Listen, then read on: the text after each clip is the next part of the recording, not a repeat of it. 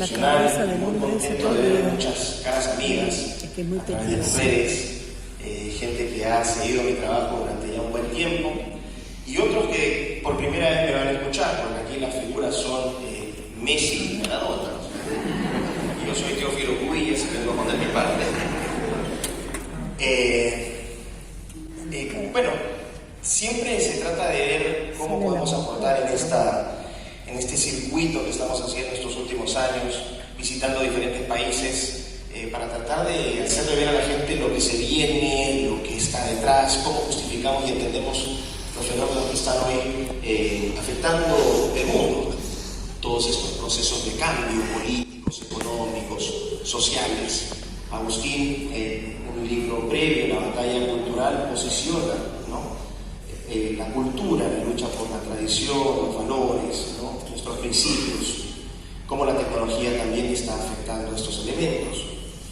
Y yo traigo una dimensión, o aporto una dimensión que va un poco más allá de lo cultural, un poco más allá de lo político, y se refiere a lo antropológico. Y Agustín acuña este concepto de batalla cultural, que yo suscribo plenamente. Es una pugna de visiones sobre qué somos como sociedad. Pero también hay otro concepto que es la batalla o la guerra antropológica. ¿Qué concepción tenemos hoy del ser humano? Y podemos verlo en la calle cuando estamos caminando, sobre todo en Argentina, donde la agenda arcoíris ha avanzado con muchísima fuerza. Y vemos personas con una apariencia cada vez menos humana. Y no quiero ser peyorativo con eso, no quiero ser ofensivo, sino que quiero ser objetivo. Son personas que someten sus cuerpos a modificaciones, ¿no?, desde vamos a decir, el teñido del pelo, que puede ser una cosa menor, que corresponde a una cuestión estética, no hay nada de malo en eso. Pero ya también a modificaciones que son más graves, y que ya no solamente están afectando a los adultos, sino que están amenazando directamente a nuestros hijos. El peor asunto aquí es que ya no es solamente una amenaza de voluntarismo, sino que viene con coerción estatal, porque esto se está imponiendo mediante legislación y políticas públicas. El fenómeno de Argentina no es exclusivo, esto ocurre en todo el hemisferio occidental. Y esto me llamó mucho a mí la atención y también la preocupación. Yo tengo un niño de 7 años, al que adoro con todo mi corazón, y no quiero que viva en este mundo, no quiero que viva en un mundo donde la deconstrucción es simplemente un tránsito voluntario del cual no hay punto de retorno. Una vez que hay un tránsito, ¿no?, hacia esa transformación, no volvemos a ser nunca más lo que fuimos. En este proceso, en estos cambios tecnológicos que están ocurriendo, se tiene que poner entonces al centro no solamente la cuestión política o económica. Hoy los debates en los países, tanto en Chile, en Argentina, en Perú, en Brasil, en Colombia, en toda la región, se están reduciendo a pugnas entre izquierdas y derechas. Pero nuevamente, ¿dónde queda el ser humano? Y es ahí donde yo entro a tallar. El ser humano es un ser complejo, podemos ser muchas cosas a la vez.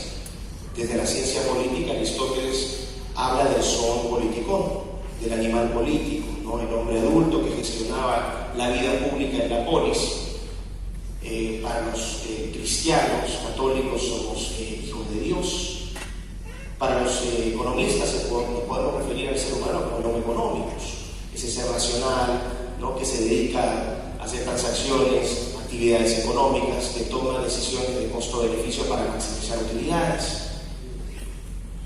Thomas Hobbes, el gran filósofo político inglés del siglo XVII, se refería al hombre como un lobo, ¿no? Homo homini lupus, el hombre es el lobo del hombre, porque él vivió un contexto de 2 guerras civiles muy violentas en Inglaterra en ese periodo, y vio la degradación del ser humano, de la condición del ser humano, la violencia que le daba hacia el hombre. Es decir, él tenía una concepción bastante pesimista del hombre. 100 años después surge Jean-Jacques Rousseau, desde la Ilustración francesa, racionalista, pero él tenía una visión mucho más optimista del ser humano. Él se refería al ser humano como el bon sauvage, el noble salvaje, un ser que nacía sano, bueno, que cooperaba con otros y que sin sin embargo había sido corrompido por la civilización y sus instituciones, es decir, una visión completamente contraria a la de Hobbes, quien reclamaba un leviatán para poner orden. Aquí el punto es el siguiente: estas concepciones varían, pero al final del día, cuando nos acostamos, ¿no?, solos o acompañados, con nuestra esposa, nuestra novia, nuestros hijos, seguimos siendo lo mismo, un ser humano. Y aquí atendemos a dos categorías: el concepto de naturaleza humana y el concepto de condición o experiencia de vida del ser humano. Cuando hablamos de naturaleza, nos referimos principalmente a todas esas características referidas principalmente a la biología, pero también a la anatomía, a la fisiología, a la psicología, ¿no? Características que son propias de nuestra especie, si es que lo planteamos desde una perspectiva taxonómica. Somos Homo sapiens. Y en este sentido, el Homo sapiens, debido a vamos a decir, a este proceso de evolución, y aquí hay que tomar esto con pinzas, porque yo lo advierto en mi libro, yo provengo de la comunidad científica, tengo formación científica, pero la teoría de la evolución no es una teoría tallada en piedra, es una teoría que aún debe ser verificada por la evidencia y no ha sido completamente validada por la ciencia. Esto tiene que quedar muy claro. Es la mejor explicación que han encontrado los científicos para explicar de dónde venimos, simple y llanamente eso. Entonces, entendiendo esa definición y esas limitaciones, aunque hoy cuestionar el darwinismo signifique el ostracismo de la comunidad académica porque se ha convertido en una religión humanista secular, atendiendo a este punto, vamos a considerar esta teoría y pensar que al ser humano le tomó aproximadamente 6 millones de años, según esta ciencia, esta perspectiva científica, para convertirnos en lo que hoy somos. Y aproximadamente le tomó 4.5 millones de años caminar erguido. El bipedismo, es decir, la capacidad de caminar con dos extremidades, con dos miembros, nos permite adquirir una postura vertical. Esa postura vertical también anatómicamente facilita el desarrollo de las cuerdas vocales, y esto nos permitió desarrollar la comunicación. Hoy me entienden de manera clara, porque yo puedo articular una comunicación, ¿no?, lógica, coherente, que ustedes también pueden entender porque manejamos los mismos códigos. Pero a partir de esta naturaleza humana hay otro elemento que es constitutivo del ser humano, que es la condición humana o la experiencia de vida del ser humano. ¿Y qué características tiene esa experiencia de vida del ser humano que otras especies no tienen? El ser humano, a diferencia de otras especies, puede registrar su pasado. Recurre a la historia, y a partir de la historia, a cuestiones más complejas, como la tradición, las instituciones, etc. La patria, el concepto de soberanía, de dónde venimos, a nivel micro, nuestras familias, nuestra genealogía. Pero también hacemos uso de nuestra capacidad de razonar. Podemos observar el mundo que nos rodea, podemos tomar ideas que según la Grecia antigua, en este caso Platón, consideraba que las ideas eran impresiones o fotografías que tomábamos de los objetos y que posteriormente traducíamos a conceptos para poder explicar ese sentido del mundo que nos rodea. Y esta capacidad de razonar de manera abstracta, de filosofar, de reflexionar, también es una característica propia de la condición o naturaleza, de la condición o experiencia de vida del ser humano. Podemos filosofar. Y hay una tercera, que es una capacidad estética que no tiene paralelo en el mundo natural. Podemos hacer arte, pintura, música, literatura, escultura, teatro, expresiones artísticas que también nos separan de otras especies. Por lo tanto, aquí hay un punto clave, que yo sostengo también para mi libro, que es que sí, desde mi perspectiva por lo menos, sí existe una naturaleza y sí existe una condición humana que es universal. Podemos provenir de diferentes países, profesar diferentes religiones, hablar distintos idiomas, pero todos tenemos elementos comunes, una naturaleza y una condición que nos convierte en pares, Homo sapiens, en seres humanos. Ahora, el punto es que hoy tenemos desarrollos tecnológicos muy vertiginosos y disruptivos. Han surgido tecnologías que, a diferencia de otros periodos de la historia, pueden cambiar no solamente el entorno en el cual vivimos, sino también nuestra propia naturaleza. Si pensamos en el entorno, piensen en los edificios, las carreteras, las minas, los puentes. El ser humano empezó a modificar el mundo. ¿Por qué? Porque a partir de esta capacidad de caminar erguido, pudimos liberar nuestros brazos, pudimos liberar nuestras manos y pudimos hacer esto, tomar cosas. Y esto nos permitió empezar a transformar el mundo. Empezamos a generar tecnología. Pasamos inmediatamente de una lógica de sobrevivencia a una lógica de creatividad y dominio. Es en un momento determinado de esta historia del ser humano que el ser humano adquiere una conciencia de su dominio sobre el resto de las especies. Aquí hay un problema, que también es un problema que ha perseguido a la humanidad a lo largo de su historia. El ser humano, en este afán de demostrar o ejercer esa superioridad, algunas veces cruza una línea roja y piensa que puede dominar a la propia naturaleza. Piensa que puede hacer una transición de Homo sapiens a Homo Deus. Este es el problema que estamos viviendo hoy. Piensen a lo largo de la historia en diferentes ejemplos. Pensemos en Gilgamesh, ¿no? En la epopeya de Gilgamesh. Esta epopeya que fue escrita 2500 años antes de Cristo y que narra la historia de un rey, Gilgamesh de Uruk, que buscaba ser inmortal. Y los dioses le advirtieron: tú nunca vas a ser inmortal porque esa condición está reservada para los dioses. Gilgamesh no cesó en sus esfuerzos y finalmente la epopeya finaliza con la muerte de Gilgamesh. Jamás se encuentra la inmortalidad, el recordatorio desde la literatura de ficción de que el ser humano siempre va a tener límites y la naturaleza se los va a imponer. Pero no solamente podemos hablar de Gilgamesh, tenemos a Fausto, tenemos a Frankenstein, podemos hablar de Ícaro, ¿no? Que intenta volar y el padre le advierte: no te acerques mucho al sol porque tus alas de cera van a derretirse, pero tampoco vueles tan bajo porque te puedes ahogar. No hizo caso, voló cerca del sol, sus alas se derriten, Ícaro en picada hacia su muerte. ¿Cuál es el punto aquí? Que hay una tensión existencial en el ser humano, ¿no? De tratar de dominar esta naturaleza, de tratar de superar sus limitaciones, pero a la vez siempre encontrarse con ese muro de realidad que le corrige y le recuerda su lugar en este mundo. Hoy, sin embargo, haciendo uso de estas tecnologías, como por ejemplo la inteligencia artificial, la técnica de CRISPR o edición genética, la biotecnología, la nanotecnología, la robótica, impresión en 3D, blockchain, ciencia de materiales, etc. Este hombre actual, el contemporáneo, piensa que nuevamente, ahora sí, en esta ocasión, va a superar sus limitaciones y va a transformarse en Dios.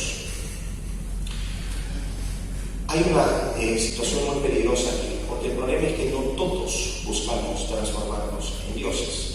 Son unos pocos quienes buscan transformarse en dioses y nos imponen un discurso, nos imponen o nos ofrecen promesas que no son capaces o no van a ser capaces de cumplir. No todos van a ser beneficiados con estas tecnologías, no todos van a ser afectados por estas tecnologías. Piensen, por ejemplo, a lo largo de la historia, entonces, ¿por qué podemos llegar a reducir al ser humano a una cosa? Porque finalmente, como sostienen los transhumanistas, esta ideología que canaliza todas estas aspiraciones y que aspira a la inmortalidad, a la superinteligencia y al super bienestar del ser humano, esta promesa que ofrecen con estas tecnologías. Encuentra entonces una limitación muy importante. Con super longevidad, el ser humano quiere ser inmortal, extender cada vez su esperanza de vida. Con la superinteligencia, busca incluso trascender su cuerpo físico. Se habla de una corriente dentro del transhumanismo que es el posthumanismo. Y este posthumanismo sostiene que en algún momento el ser humano ya no necesitará ni siquiera el cuerpo físico, biológico o artificial, y que trascenderá una especie de espíritu de información que se fusionará con otros espíritus de información para formar una superinteligencia colectiva y global. ¿Cuánto de ciencia hay aquí y cuánto de ciencia ficción hay? Interesante recalcarlo porque desde el campo transhumanista se ataca a la religión y se le dice: estas personas creen en pajaritos, creen en fantasmitas, no tiene, ¿no? Su base de creencia no tiene sustento empírico. Y sin embargo vemos cómo el transhumanismo gradualmente apela a categorías religiosas: inmortalidad, omnipotencia, omnipresencia, reencarnación. Ya existe, por ejemplo, existe una empresa en Arizona, en los Estados Unidos, que se llama Alcor, que yo incorporo en mi libro, en la cual las personas pagan determinadas cantidades de dinero, entre $150,000 y $200,000, para al momento de su muerte ser vitrificados, es decir, se les desangra, se inyecta una sustancia que es como un coloide que permite congelarlos en nitrógeno líquido a menos 200 y tantos grados Celsius, con la promesa de que más adelante podrán resucitar. Ahora el problema es este, que si uno no tiene el dinero para criogenizarse por completo, bueno, puede aspirar al paquete económico, que es, porque así funciona. Este paquete económico te permite o autoriza, o toda la autorización para que te decapiten y congelen tu cabeza.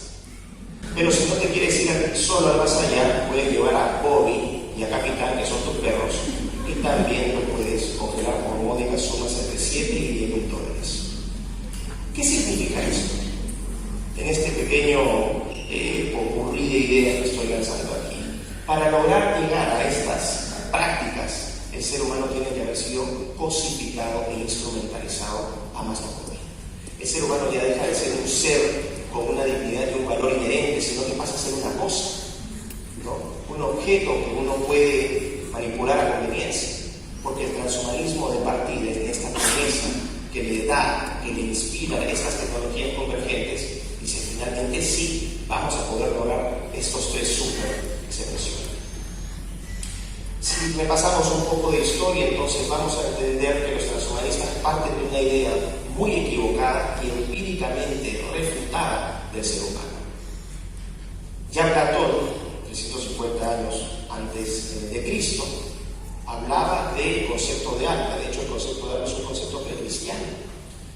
Y alma, en esta idea de Platón, una teoría tripartita del alma que desarrolla, Platón identifica tres grandes áreas: el área de los apetitos o deseos o instintos, el área de los sentimientos o afectos y el área de la razón, que posteriormente su discípulo Aristóteles desarrollaría con mucha complejidad y que sentaría las bases de esta concepción occidental del ser humano, de que somos seres racionales.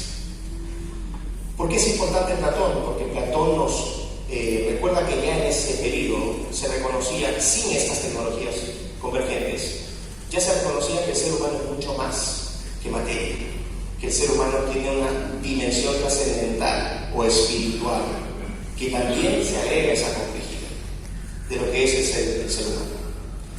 Después de Platón podemos repasar otro concepto, este repaso de la filosofía antropológica, irnos unos siglos adelante y llegar a René Descartes. René Descartes fue un filósofo francés, se le conoce como el padre de la filosofía moderna, porque en 1637 él publica un texto que se llama Discurso del Método. Y en Discurso del Método, Descartes introduce una idea muy potente de la filosofía moderna, que es un concepto que quizás no quizás, con absoluta seguridad él no quiso darle esa dirección, pero que hoy puede ser utilizada para fundamentar filosóficamente varios de los problemas que vivimos, que fue el concepto de dualismo cartesiano. Para Descartes, alma o sea, mente y cuerpo son dos unidades separables, ¿no? Y diferentes. Es decir, el alma y el cuerpo, la mente y el cuerpo pueden separarse. Hay un problema con esta definición, porque si la mente y el cuerpo pueden separarse, entonces en este caso, desde esta perspectiva filosófica, de este dualismo cartesiano, tendríamos una justificación para todas las disforias. Mi cuerpo es una cosa, pero mi alma, mi mente me dice otra. Entonces ya vemos cómo en realidad el progresismo actual que somete o que promueve todas estas ideologías que apuntan hacia la deconstrucción, la redefinición y la configuración del ser humano, ya encuentran sustento siglos atrás. Pasamos de Descartes y nos vamos a Jeremy Bentham en 1782, Jeremy Bentham, un filósofo utilitarista británico, sostiene el siguiente principio. El ser humano es gobernado por dos grandes amos, el placer y el dolor. Y todo lo que el ser humano haga va a ser en función de maximizar ese placer y minimizar el dolor. Todo lo demás no tiene relevancia. Y sobre esta concepción de dos amos, Bentham crea esta idea de que el utilitarismo, que es esta perspectiva filosófica que él acuña y que crea, se orienta en realidad a dar la mayor felicidad al mayor número posible de personas. Ahora, yo le pregunto, ¿quién estaría en contra de dar la mayor felicidad al mayor número de personas? ¿Quién podría estar en contra de eso? En principio suena muy bien, o sea, todos yo creo que aspiramos a eso, la sociedad aspira a mejorar, los modelos económicos que compiten también de alguna manera aspiran a eso, los políticos también. Pero hay un problema muy sutil, por eso digo que es importante, y es algo que rescato en mi libro, el poder de las ideas. Durante mucho tiempo, gente de nuestras posiciones, sean de derecha o de izquierda, porque las agendas visualmente nos afectan a gente de los dos espectros por igual. El problema es que despreciamos el poder de las ideas, despreciamos la filosofía, decimos esto no es importante, es complejo, es abstracto, no sirve. Prefiero hacer plata con mi negocio, prefiero abrir un negocio para generar dinero, etc. El problema es el siguiente, que el mundo en general está gobernado por ideas, y al no prestar atención a esas ideas es que hoy vivimos una situación muy precaria en términos económicos. Hoy hay ideas que sí afectan, que tienen una expresión real, que pueden tener un impacto nefasto sobre la gente que más queremos, especialmente nuestros hijos. Bueno, vuelvo entonces a Bentham.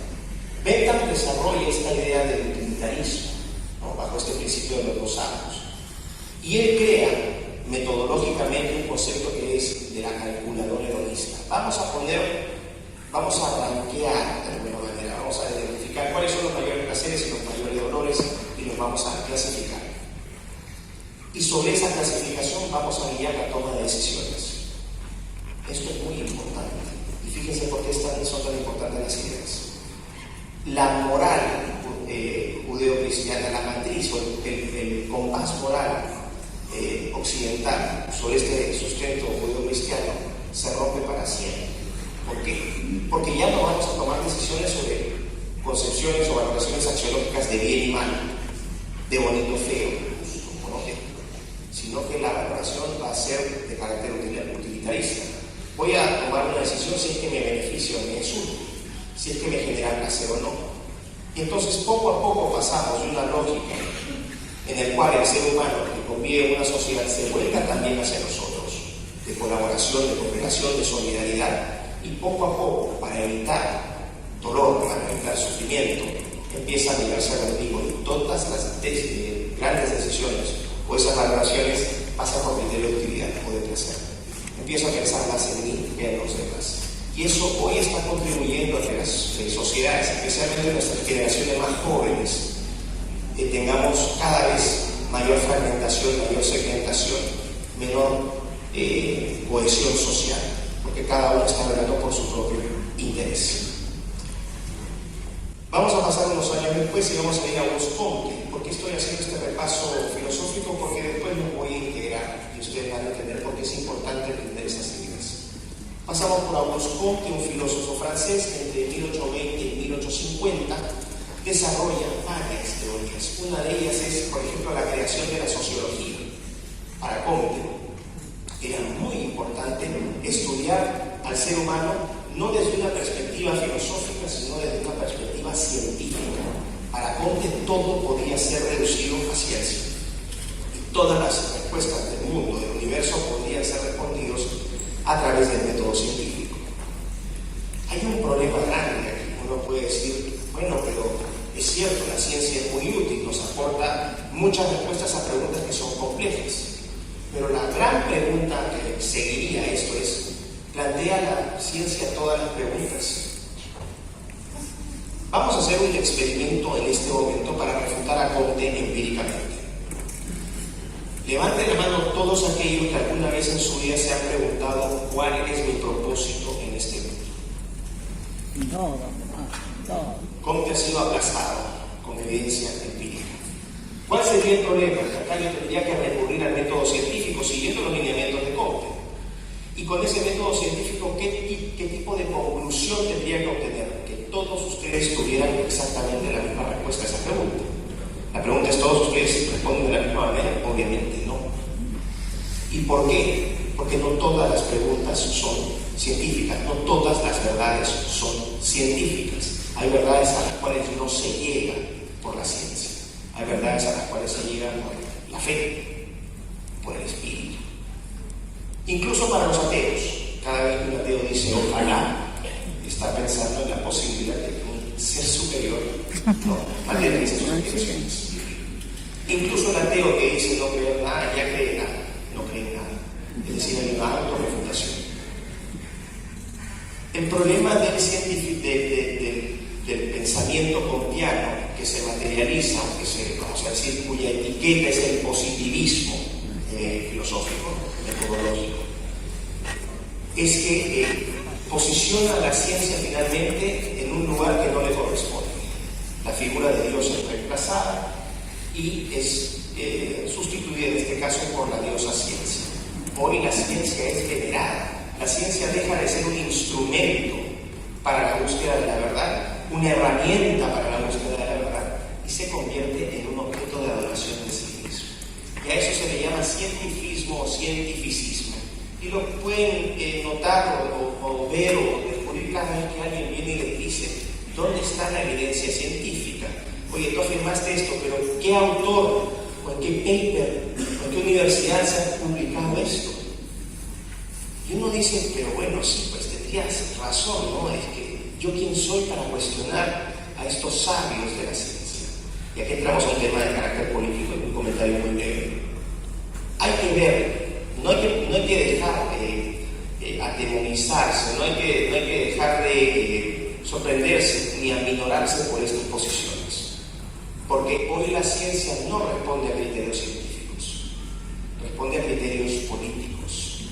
Dime quién te financia y te diré qué clase de ciencia haces. Así de sencillo. Entonces cuando le digan, uy, este sujeto tiene un PhD en Harvard y tú eres una bacteria, no tiene ninguna formación. Cuidadito. ¿Quién te dio la plata para hacer ese estudio? Un estudio en el cual con absoluta seguridad las conclusiones ya estaban establecidas y lo que tú tenías que hacer era acomodar el método y toda la justificación teórica. Eso es lo que ocurre hoy.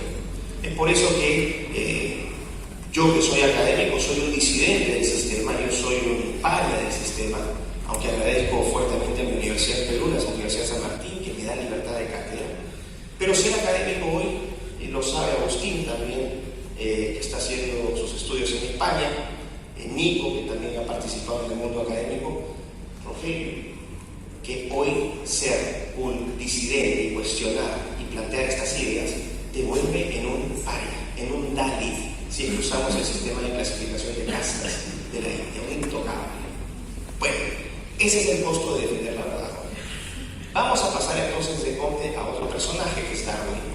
¿Y por qué es importante Darwin? No voy a explicar la teoría de la evolución biológica, pero Darwin es importante porque es otro misil en la línea de flotación del cristianismo. Todos los seres vivos provenimos de un ancestro común. Se acabó la posición especial del hombre en la creación. No tenemos ninguna diferencia con los gorilas, los delfines, las algas, los virus. Todos provenimos del mismo ancestro. Y acá hay una degradación involuntaria, pero degradación al fin, de lo que significa ser humano. Sigan en este viaje. Ahora vamos a pasar con el postmodernismo francés, vamos a la década de los 60 del siglo pasado y vamos a introducir a un pensador francés que, ojo, a título personal, pienso que los filósofos franceses en su mayoría han aportado las ideas más destructivas para la humanidad. Eso es una valoración personal. Entramos con Jacques Derrida. Jacques Derrida es uno de los grandes representantes del posmodernismo francés. Es el padre de lo que se conoce como deconstruccionismo. Y Derrida entra a esta discusión desde un área que parece absolutamente irrelevante, que es la hermenéutica. ¿Qué es la hermenéutica? Es el arte de leer los textos para interpretarlos y obtener su significado. Quienes, por ejemplo, estudian la Biblia o la Torá, ¿no?, ejercen o practican la hermenéutica. ¿Qué nos está diciendo ese texto? Y Derrida entra con una idea muy revolucionaria. Él dice, bueno, los autores de estos discursos o textos asumen de manera ilegítima una posición de autoridad sobre el lector o el receptor de ese discurso. Y de esa manera, al asumir esa verticalidad con el lector o el receptor de ese discurso, están transmitiendo o imponiendo una verdad unilateralmente. Es, por tanto, deber del lector o el receptor de ese discurso de construir el texto, de construirlo para que de esta manera este lector o receptor pueda obtener su propia verdad. Interesante esto, pero ¿qué tiene que ver esto de la hermenéutica con la guerra antropológica y la bandera LGBT y todas estas cosas? Mucho, porque este es el fundamento del relativismo, o por lo menos es una de las corrientes o perspectivas que permite justificarla filosóficamente. Hoy todos somos dueños de nuestra verdad. Vivimos en la época de la posverdad, donde los hechos son sometidos por los sentimientos. Cuando yo digo 2 más 2 es 5, ¿quién me cuestiona que eso sea verdad? Es mi verdad, tú no tienes derecho a discutirla. Es mi perspectiva. Si yo digo que las matemáticas también son machistas, esa es una opinión, y mi opinión es verdad, y no puedes contradecirla, porque si la contradices, estás agrediendo. Puedes incluso cometer un crimen de odio, por el cual te puedes ir preso. Mujer trans, época de la posverdad. Hombre embarazado, posverdad. Y así sucesivamente. Hay un grave problema con el relativismo. En una sociedad relativista es imposible desarrollar una civilización, porque es imposible establecer mínimos de entendimiento comunes. Es imposible llegar a verdades objetivas. Y acá también quiero cuestionar esa posición empíricamente. Si yo sostengo aquí que las corridas de toros son deplorables, ¿quién estaría de acuerdo? Bueno, alguna gente diría yo sí estoy de acuerdo, otros dirían que yo no. El dilema moral no nos exige plantear una posición. Si yo digo la pena de muerte debería ser aplicada, ya el dilema moral es elevado, se exacerba, pero también nos exigiría tomar posición. Va a haber gente que va a estar a favor y otros que van a estar en contra. Si yo digo ahora que matar a un niño o matar a un bebé recién nacido a patadas en la cabeza porque se me da la gana es moralmente reprobable, ¿cuántos estarían en contra de esa afirmación? Muy pocos van a estar en contra, y quienes estén en contra o son potenciales psicópatas o necesitan atención médica o son gente realmente esencialmente mala. No hay discusión. ¿Y qué demuestra esto? Que aún cuando los dilemas morales pueden ser, ¿no?, sometidos a discusión y uno puede establecer una u otra posición, hay siempre valores y principios absolutos. Hay valores y principios absolutos. En el relativismo estos valores y principios absolutos son completamente demolidos. ¿Y qué pasa en un océano donde tú no tienes banderas que te permiten guiar en este enorme océano que es la vida? Empezamos a navegar a la deriva. Todo es posible, pero nada es posible a la vez. El problema del relativismo es que se autorrefuta, porque si niega que existen verdades absolutas, para el relativismo todo, absolutamente todo, es relativo. Sumemos todas estas cosas que yo he mencionado. Vamos a hablar del dualismo cartesiano, ¿no?, de esta distinción entre mente y cuerpo. Incorporemos el utilitarismo, el positivismo que deriva en cientificismo. Incorporemos también el evolucionismo biológico y finalmente el relativismo. Son los principios y compases morales rectores de la sociedad actual. Por eso es que estamos a la deriva y no van hacia los adultos, van hacia los niños. ¿Y qué tiene que ver todo esto con lo que yo estoy hablando en mi libro? Que son precisamente estas perspectivas las que proporcionan el fundamento filosófico y moral, que es completamente amoral, para reducir al ser humano esta cosa, dejar de concebirlo como un todo, empezar a concebirlo de manera modular, de manera cambiante, para transformarlo en algo que no es. Hay un problema con esta idea de que podemos aspirar a ser dioses. El problema es que si modificamos nuestra naturaleza, modificamos también nuestra experiencia de vida. Y aquí voy a dar un ejemplo muy concreto. Supongamos que mediante manipulación genética empezamos a crear mamíferos marinos humanos. Humanos marinos, como la forma del agua en la película, no sé si han visto, que obviamente es otra forma de adoctrinamiento. No estamos hablando de pretensión ahí. Y pongamos que yo empiezo a vivir en el océano. ¿Cómo puedo yo comunicarme con los demás? Si yo le digo te quiero a mi mujer, va a sonar igual. Si yo le recito un poema a mi mujer debajo del agua, va a sonar igual. El tacto va a ser igual. La gravedad. ¿Nos vamos a organizar socialmente igual debajo del agua o las corrientes nos exigirían construir viviendas de otro tipo? Este es un ejemplo muy claro de que si modificamos nuestra naturaleza, inmediatamente modificamos nuestra experiencia de vida como ser humano. Y al modificar nuestra experiencia de vida como ser humano, vamos a modificar las instituciones que expresan esa experiencia de vida. Y aquí, por ejemplo, vamos a tener una explicación de por qué hoy se trata de destruir el concepto de familia. Y hablamos de familias multiespecie, familias multiparentales, ¿no? O hablamos de ideología de género, de 216 millones de géneros, y de todas las categorías transraza, transespecie, transcapaz, transbotánico, transedad. Y ustedes van a entender cómo estos sustratos filosóficos que yo les he mencionado entran en juego.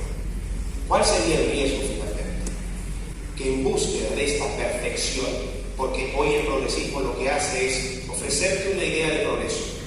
Te dice, tienes la posibilidad de acceder a un progreso material como nunca antes ha sido posible en la historia. Básicamente un paraíso en la tierra. Pero para eso, la única condición o la más importante es que dejes de ser humano. ¿Por qué? Porque somos imperfectos, somos predatorios, somos indeseables. Están machacando constantemente con todas estas agendas. Cambio climático, si no me creen. ¿Quiénes son los malos de la película? Los seres humanos. Y no solamente lo vamos a restringir a cuestión de humanidad, sino que también hoy el odio se orienta hacia un sexo. Hoy los niños son potenciales criminales y violadores. Y hoy abiertamente se busca, mediante prácticas como la educación sexual integral, de anularlos reproductivamente. No crean que esta educación sexual integral busca fomentar la diversidad y la inclusión con la diversidad. Lo que busca abiertamente es anular reproductivamente a sus hijos. ¿Cómo puedo llegar a esa conclusión? Bueno, para eso yo los invito a leer Neoeides. Pero creo que es importante, a partir de ahora, de no solamente reducirnos a lo político y a lo económico o a lo cultural, sino también incorporar esta variable tecnológica que va a tener serias implicancias sobre el futuro de nuestra especie. ¿Queremos ser seres modificados? En la aspiración de esta perfección que empieza